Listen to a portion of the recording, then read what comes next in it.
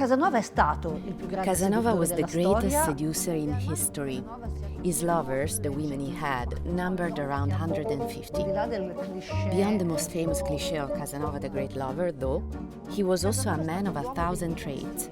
He was a musician, an actor. He was one step away from becoming a priest and a soldier.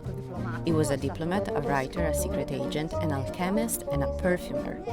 Only one love stayed with him throughout his life: the love for his city, Venice. Casanova embodies the existential adventure of the 18th century. A casino technically means a small house.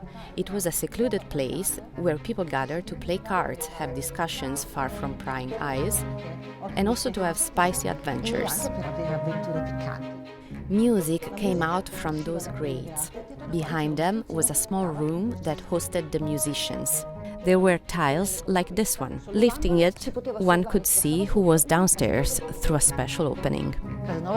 Casanova gambled, and he was a notorious cheat. And he would go to casinos, which were 118, just in the center of Venice. In the 18th century, the rejection of superstition and Puritanism led to a never-seen-before sexual freedom for both men and women.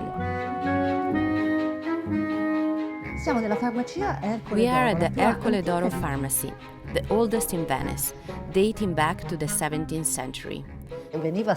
Casanova was often hired by nobles to perform alchemical procedures.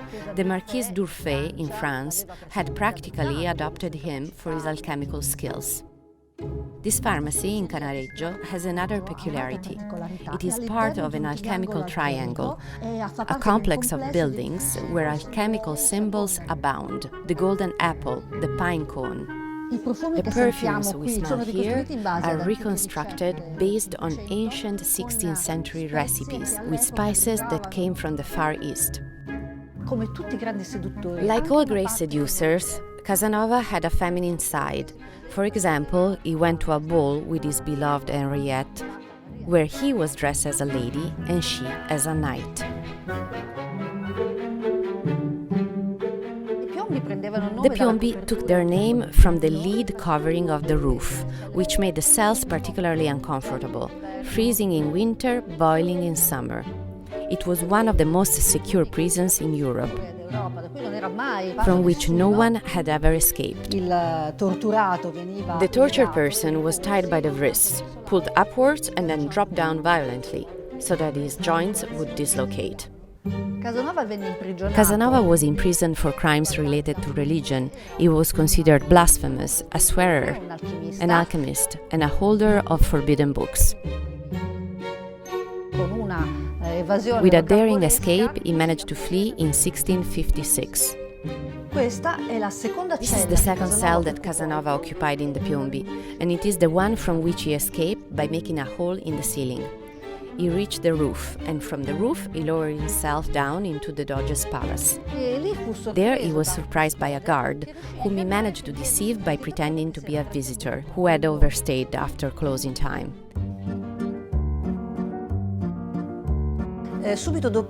Immediately after escaping from the Piombi and just before fleeing to France to escape Venetian justice, he stopped one last time at the Florian to enjoy his favorite chocolate.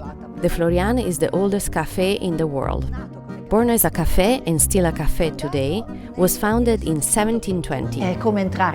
It's like entering a monument because Café Florian is the history of Venice and partially also the history of Italy. The legend says that Casanova's ghost was captured by the mirrors of the Café Florian. At night, Casanova comes out to seek female company. In a café, mirrors have strategic functions. You can see without being seen and spy on people discreetly. Here, the spies of the Venetian Republic were in action. Casanova was the first to use the term secret agent. The lions were mailboxes, reserved for denunciations. At the end of his life, Casanova became a librarian. We are in a very special printing house. It was the workshop of a great master of Venetian painting, Tintoretto.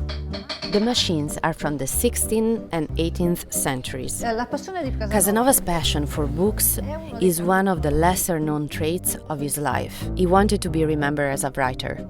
He traveled with trunks of books, those he had purchased and those he wrote.